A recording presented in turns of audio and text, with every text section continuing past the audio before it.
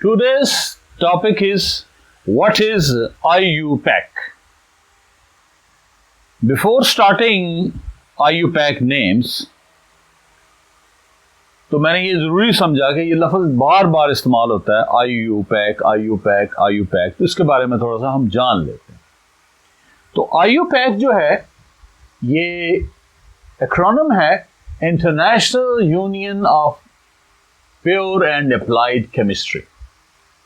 I for international, U for union, P for pure, A for applied and C for chemistry। जिस तरह football को control करने के लिए दुनिया भर के अंदर फीफा है, जिस तरह क्रिकेट के मामलात को देखने के लिए सारी ग्लोब के ऊपर ICC है, हॉकी के लिए इंटरनेशनल हॉकी फेडरेशन है, ठीक है। इसी तरह केमिस्ट्री के जो मामलात को देखने के लिए दुनिया भर के अंदर जो कंट्रोलिंग बॉडी है उसको IUPAC कहते हैं। ये कोई इतनी पुरानी नहीं है, इट्स जस्ट 100 ईयर ओल्ड। तो 1919 में ये बनी थी और 1919 सन आप याद करना चाहें तो खिलाफत मूवमेंट भी 1919 में स्टार्ट हुई है। वैसे भी याद करना बड़ा आसान है, 1919 इस तरह का लिंक करके याद करना चाहिए। और इसका जो हेड क्वार्टर है वो नॉर्थ कैरोलिना US में है और इसका जो करंट प्रेसिडेंट है क्रिस्टोफर M. ब्रेट, पुर्तगाल का रहने वाला, और इसकी जो लैंग्वेज है वो इंग्लिश है। और IUPAC का जो मोटो है वो ये है कि एडवांसिंग केमिस्ट्री वर्ल्ड वाइड, यानी केमिस्ट्री के जो इल्म है उसको दुनिया में फैलाया जाए, उसको आम किया जाए। और इसका जो लोगो है वो मैंने यहां पे बनाया है। लोगो बहुत ही मीनिंगफुल है, जो एक केमिस्ट की सोच को दुनिया पे अयां करता है। इस ग्लोब को गौर से देखें तो आपको दो जमीन नजर आ रही है, दो अर्थ है, ठीक है। अब मसला है एक जमीन की ये साइड है, एक दूसरी साइड। इससे मुराद क्या है? एक इससे मतलब इससे ये निकलता है कि हमेशा कंट्रोवर्सी चलती रहती है नॉर्थ साउथ की। नॉर्थ जो सारा है ग्लोब के ऊपर वो सारा डेवलप्ड है, सारा यूरोप नॉर्थ में है, अमेरिका, कनाडा, ये बना। साउथ में ये अफ्रीका और ये कंट्रीज आ जाते हैं, ठीक है। तो नॉर्थ साउथ की कंट्रोवर्सी चलती रहती है कि वो डेवलप्ड हैं और साउथ वाले डेवलप नहीं। तो उनमें एनवायरमेंटल पोल्यूशन पे ये बहुत ज्यादा मंजर आम पे आई। तो एक लगता यह है कि वो दोनों ग्लोब्स की जो नॉर्थ साउथ है या दोनों डायमेंशन है उनको इक्वली ट्रीट करना चाहिए। इसमें अगर यहां पे देखें तो एक रिटॉर्ट है। रिटॉर्ट एक्चुअली इसके लिए डिस्टिलेशन के लिए होती है। डिस्टिलेशन का मतलब होता है किसी को मसलन पानी है उसमें नमक है, उसको आप डिस्टिल करेंगे, पानी पीछे रह जाएगा, नमक पीछे रह जाएगा और पानी एवेपोरेट होके कंडेंस होके तो आगे चला जाएगा। तो ये डिस्टिलेशन हो रही है और आगे फ्लोरेंस फ्लास्क है, लगी तो मुझे फ्लोरेंस फ्लास्क है, आगे पता नहीं क्यों और भी फ्लास्क हो सकती है। तो ये फ्लोरेंस फ्लास्क में लगी है, ये अमूमन बॉइलिंग के लिए होती है और लिक्विड को कंटेन करने के लिए होती है। तो ये पानी इसके अंदर आ रहा है, ठीक है जी। और सामने अगर आप जाके देखें तो ऊपर बैलेंस है, तराजू बैलेंस क्या इंडिकेट करता है? जाबिर बिन हयान ने केमिस्ट की एक तारीफ बयान की कि केमिस्ट वो होता है जो वेट्स के बारे में इल्म रखता है, जो औजान के बारे में जानता है कि कौन सी चीज कितने वजन में लेनी है और दूसरी चीज कितने वजन में लेनी है तो क्या बनेगा, जिसको आजकल हम क्या कहते हैं, स्टोइकियोमेट्री। तो जाबिर बिन हयान कहता था कि जो बंदा औजान को यानी वेट्स को नहीं जानता, रिएक्टेंट्स के वेट्स को नहीं जानता, वो केमिस्ट नहीं। तो वेट आप कैसे मेजर करते हैं? Through balance.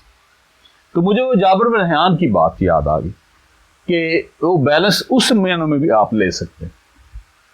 अब दुनिया के अंदर इस वक्त वाटर शॉर्टेज हर जगह मौजूद है, पानी।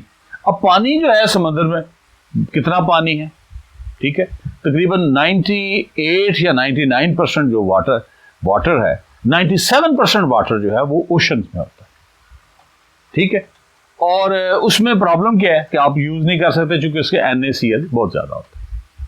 तो डिस्टिलेशन से आप बड़ी इजीली उसको यूज कर सकते हैं। तो एक इसका ये भी मतलब निकलता है कि दुनिया वालों क्यों घबरा रहे हो पानी से, ठीक है, हम केमिस्ट आपको पानी देते हैं। तो इसका ये एक मीनिंग भी हो सकता है, इस तराजू का मतलब एक अदल भी हो सकता है, क्योंकि केमिस्ट्री मैटर के साथ डील करती है। और जिंदगी में हम कौन सी चीजें ले रहे हैं, मैटर के पीछे जा रहे हैं। ये सारी आप गाड़ियां क्या है मैटर, मकान क्या है मैटर, कपड़े क्या है मैटर। तो मैटर की इक्वल तकसीम जो है वो भी IUPAC के इस लोगों में रिफ्लेक्ट होती। और इसको अब देखें तो ये भी लगता है कि ये केमिस्ट्री का जो इल्म है ये केमिस्ट्री है और ये दुनिया है, और ये इसने तवाज़ुन कायम किया हुआ, यानी it's showing the relevance of chemistry for the society, कि किस तरह केमिस्ट्री सोसाइटी के लिए रेलिवेंट है, उससे मुतल्लिका है और उसको बेनिफिट पहुंचा रही। और इसकी बात की तस्दीक भी होती है कि इनका एक देखें अगर लोगो तो सारा उसने ब्लैक कलर यूज किया। दुनिया में अगर ब्लैक कलर तो नहीं है, ठीक है, अगर इसको कलर समझ लिया जाए, रंग समझ लिया जाए, वैसे black is no colour, absence of whiteness is black, ठीक है, या absence of colour is black, ठीक है। तो दुनिया में सबसे ज्यादा कलर क्या होता है, ब्लैक। तो यानी वर्ड को रिप्रेजेंट कर रहा है। तो जब आप इनकी बुक देखते हैं, और बेसिकली इनका ये भी मोटो है कि वन केमिकल लैंग्वेज सारी दुनिया के अंदर हो। ये नहीं कि एक कंपाउंड, अब पानी है, ठीक है, अब कोई कहता है वाटर, कोई कहता है पानी, पश्तो में कहते हैं उब, ठीक है, फारसी वाले कहते हैं आब।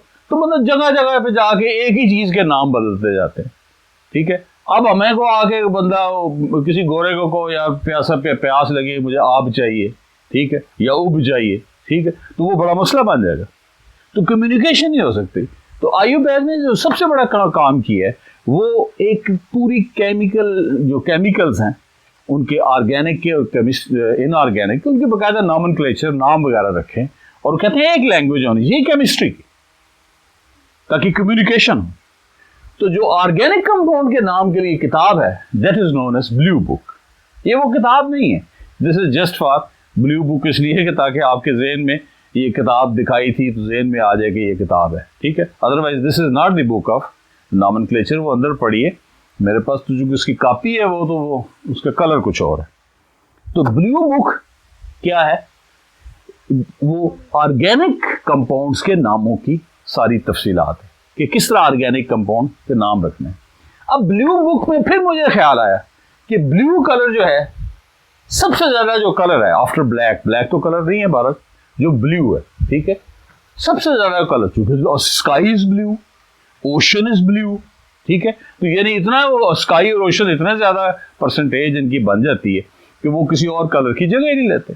तो यानी कि वर्ल्ड वाइड जो है केमिस्ट्री का जो इल्म है वो चलता है, और ये पूरी दुनिया के अंदर एक बैलेंस चाहती है केमिस्ट्री, ठीक है, एक केमिकल्स के हिसाब से, मटेरियल के हिसाब से एक बैलेंस चाहती है। और वो कहती है कि हम रेलिवेंट है, हम आपकी मदद के लिए तैयार है, हम आपको फूड देते हैं, हम आपको मेडिसिन बना के देते हैं, हम आपके लिए पानी का बंदोबस्त करते हैं, और बंदे को क्या चाहिए होता है, पीने होता है, ऑक्सीजन देते हैं, एनवायरमेंटल पोल्यूशन को रोकते हैं, ठीक है, आपके लिए टॉनिक्स बना के हम देते हैं, आपको कपड़े बना के देते हैं, आपको कार्स बना के देते हैं, आपको मशीनरी बना के देते हैं।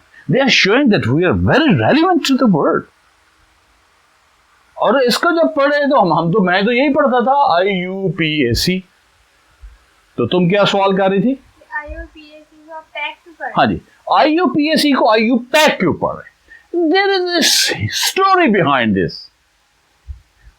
Chemistry, what is the chemistry? इधर से सोडियम आया, इधर से क्लोरीन आई, ठीक है, ये सोडियम है, ये क्लोरीन है, ठीक है। तो ये क्या हो गए, बॉन्ड के साथ एक दूसरे के साथ जुड़ गए, पैक हो गए, ठीक है। नाइट्रोजन फिजा से पकड़ी, हाइड्रोजन पकड़ी, हैबर प्रोसेस के अंदर तो पैक हो गए, अमोनिया बन गए। तो केमिस्ट्री क्या कर रही है, बॉन्डिंग कर रही है, करीब ला रही है। तो जो IUPAC है वो इंसानों को भी करीब लाना चाहता है, वो चीजों को भी करीब लाना चाहता है। और जब उसकी ये सोच IUPAC की केमिस्ट्री की, उसके लोगों से, जो उनके काम से, तो लगता है उनकी दवाइयां जो बनाई, तो लगता है कि वो एक ग्लोबली एक काम करना चाहते हैं, नॉट ग्लोबली बट के universally. I mean I, you कौन होता है? नो, यू दूसरा बंदा नहीं होता। If there is a family, you are you, Sadar Fatima is you, Nisar Hussain is you, ठीक है। अच्छा, आउटसाइड में क्या है? हम ये हैं, ये साथ वाले हमारे क्या हैं? ये हमारे लिए यू हैं, ठीक है। हम समराबाद में रहते हैं, गुलशन रावी वाले क्या है हमारे लिए? हमारे लिए वो यू हैं। आप लाहौर में रहते हैं, शेखुपुरा वाले आपके पास क्या है? वो आपके लिए यू हैं। आप पंजाब में रहते हैं, KPK वाले आपके के लिए यू है। आप पाकिस्तान में रहते हैं, ठीक है, तो ईरान, अफगानिस्तान, चाइना, ये दूसरे जो ममालिक हैं, वो हमारे लिए क्या है? यू है। कंट्री का यू क्या है? यू, वो यू हो जाएगा। जमीन में जब रहते हैं, एशिया में जब रहते हैं, तो यूरोप वाले क्या हो गए? यू हो गए। आप इस जमीन में रह रहे हैं, तो जो नील स्टार हमारा कौन सा है? वीनस, जो सुबह सबसे पहले नजर आता है और उसको हम कहते हैं मॉर्निंग स्टार, रात सबसे आखिर तक वही रहता है तो उसको हम कहते हैं इवनिंग स्टार, वीनस है, जोहरा उर्दू में कहते हैं, वो यू है। अगर हम सन को देख लेते हैं, तो सन के साथ जो नियरेस्ट स्टार है, प्रॉक्सिमा सेंटाउरी, 4.2 लाइट ईयर के फासले पे, तो वो यू है। अगर हम आप मिल्की वे देखते हैं, जिसमें 11 खरब सितारे हैं, तो मिल्की वे के साथ वाली जो गैलेक्सी है, कौन सी गैलेक्सी है? एंड्रोमेडा, ठीक है। एंड्रोमेडा गैलेक्सी जो है 25 लाख नूरी साल के फासले पे, और मैंने वो देखी हुई है, 25 लाख नूरी साल के फासले पे देखी हुई है।